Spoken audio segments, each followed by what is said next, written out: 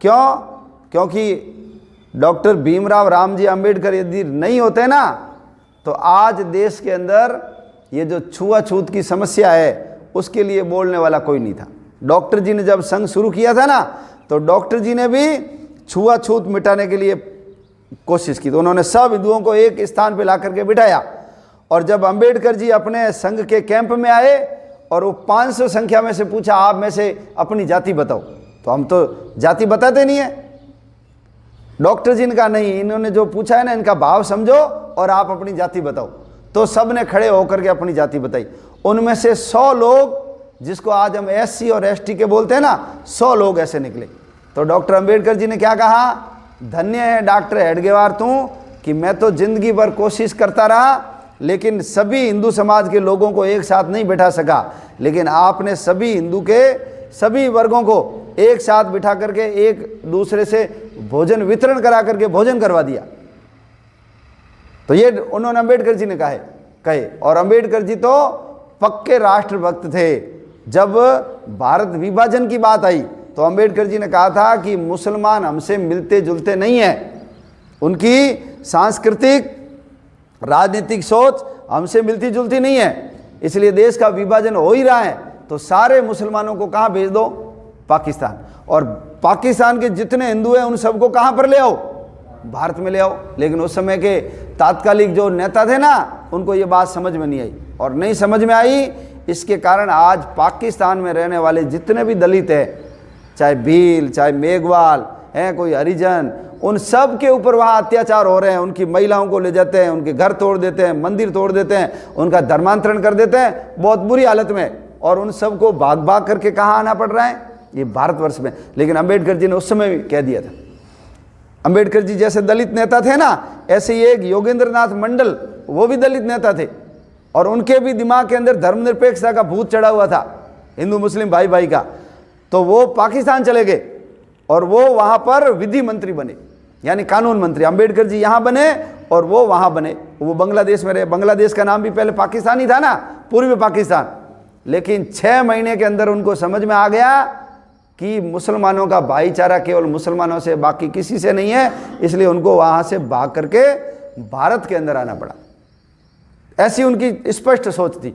वो कम्युनिस्टों के घोर विरोधी थे अंबेडकर जी। कम्युनिस्ट बोलते थे ना कि धर्म है ना या अफीम है, तो ये कहते थे कि जैसे कानून से व्यक्ति डरता है और सही चलता है ना, ऐसे ही धर्म वो चीज़ है जिससे व्यक्ति सुव्यवस्थित चलता है, इसलिए व्यक्ति को धार्मिक होना ही चाहिए। उन्होंने कहा मैं धार्मिक हूँ, मेरा किसी जाति विशेष से विरोधाभास नहीं है। ये जो अपने धर्म के अंदर जो आडंबर आ गया, दिखावा आ गया, ये पोंगापंथी आ गई, उनका मैं विरोधी हूँ। अंबेडकर जी कहते थे कि भारत में छुआछूत मुसलमानों के कारण आई। 6वीं शताब्दी से पहले भारत के अंदर छुआछूत नहीं थी। उन्होंने एक पुस्तक लिखी है, दलित कौन और कैसे। उसमें उन्होंने उदाहरण दिया, एक बाण भट्ट नाम का जो व्यक्ति हुआ है जिसने कादम्बरी नाम की पुस्तक लिखी है, उसमें उन्होंने कहा है कि एक शूद्रक नाम का जो राजा था उसने वहाँ की चांडाल कन्या से विवाह किया। यदि छुआछूत होती तो थोड़ी करता वो। विदुर दासी पुत्र था लेकिन महामंत्री बना। वेद व्यास जी का नाम सुना है ना, तो वेद व्यास जी सत्यवती के पुत्र थे। सत्यवती कौन थी? एक मल्लाह थी, मछुआरन थी। भगवान राम सबरी के वहाँ गए कि नहीं गए? भगवान राम ने केवट के घर जाके भोजन किया कि नहीं किया? भगवान राम ने ये जो जटायु था, रावण ने जिसके पंख काट दिए थे, उसका अंतिम संस्कार किया कि नहीं किया?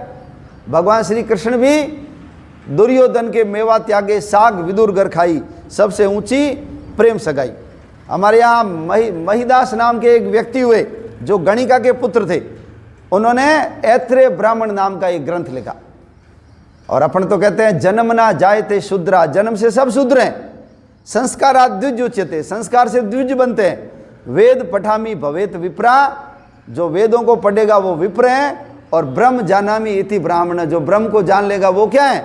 वो ब्राह्मण। ऐसा इन्होंने कहा है। और अंबेडकर जी ने कहा कि हम बोलते बहुत बढ़िया हैं, देवताओं को मानते हैं हम, लेकिन देवताओं को तो मानते हैं लेकिन देवताओं की मानते नहीं।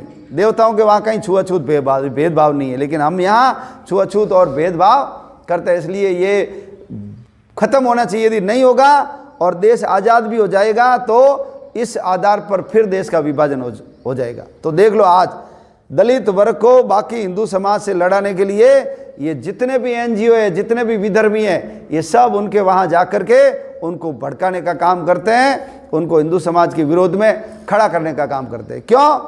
वो नारे लगाते हैं ना, भारत तेरे टुकड़े होंगे ईसा अल्लाह ईसा अल्लाह। तो भारत के टुकड़े कैसे होंगे? जब SC ST को बाकी जाति से लड़ा देंगे तब देश का विभाजन होगा। लेकिन अम्बेडकर जी भी जानते थे पहले कि ये बहुत खतरनाक है, इसलिए उन्होंने कहा कि मैं देश के विरोध में कभी भी नहीं जाऊंगा। देश के, वो जब उन्होंने घोषणा की कि मैं हिंदू जन्मा हूं लेकिन हिंदू मरूंगा नहीं, तो मुसलमान और ईसाई दोनों ने कोशिश की कि आप कैसे ही करके मुसलमान बन जाओ, और ईसाइयों ने कहा कि तुम ईसाई बन जाओ। तो ये बनेंगे तो उनके जो 8 करोड़ अनुयायी हैं वो भी मुसलमान बन जाएंगे, वो ईसाई बन जाएंगे, तो देश का विभाजन हम फटाफट करा लेंगे, हमारी आबादी ज़्यादा हो जाएगी। तो अंबेडकर जी ने कहा मैं ऐसे किसी भी धर्म को स्वीकार नहीं करूंगा जिसकी जड़ें विदेशों से जुड़ी हुई हैं और हमको हमारी संस्कृति से जो काटने का काम करेगा ना, उस धर्म में मैं कभी नहीं जाऊंगा। और वो मुसलमान नहीं बने, वो ईसाई भी नहीं बने, उन्होंने कहा मैं बौद्ध बनूंगा। तो भगवान बुद्ध तो कौन थे? हिंदू ही थे ना।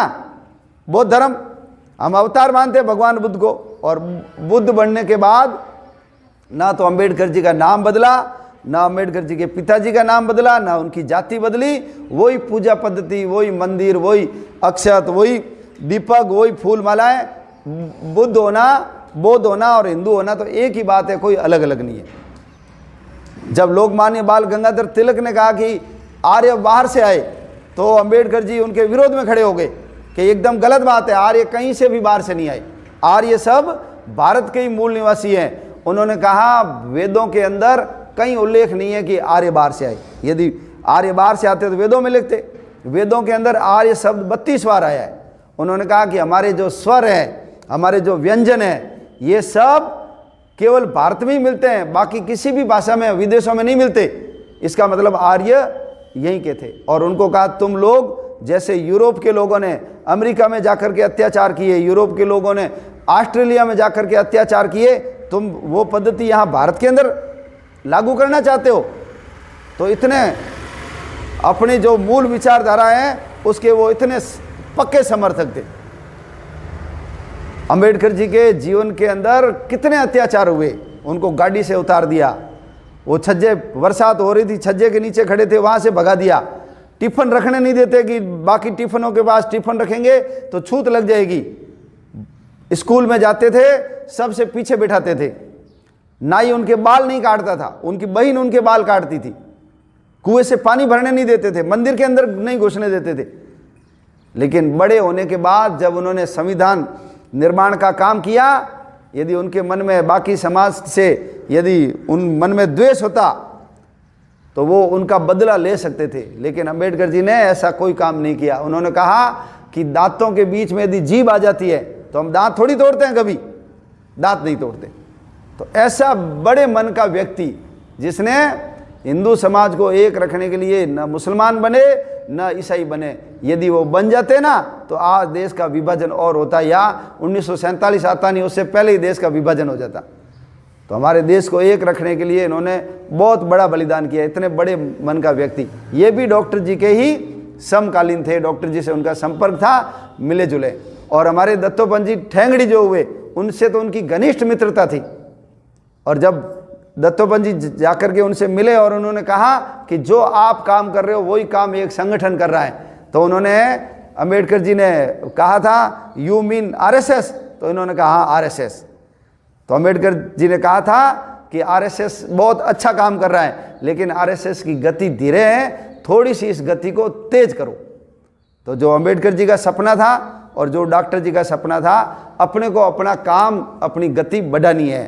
तो आज के शुभ अवसर पर डॉक्टर केशव बलिराम हेडगेवार और डॉक्टर भीमराव रामजी अंबेडकर, इन दोनों को हम सब लोगों को श्रद्धांजलि देनी चाहिए। और उनका अपने ऊपर ऋण है कि उन्होंने यदि ऐसी सिस्टम, ऐसी पद्धति, ऐसी व्यवस्था नहीं देती तो आज पता नहीं हिंदू समाज का क्या होता। तो हिंदू समाज के संरक्षण के लिए इन दोनों महान विभूतियों का जो योगदान है, हम सब लोगों को उनका स्मरण करना चाहिए और नमन करना चाहिए और भगवान से प्रार्थना करनी चाहिए कि हमको भी वो ताकत दे कि मैं भी इनके रास्ते पे चल करके भारत माता की जय पूरी दुनिया में करवाने में समर्थ हो सकूं। सभी को जय श्री राम।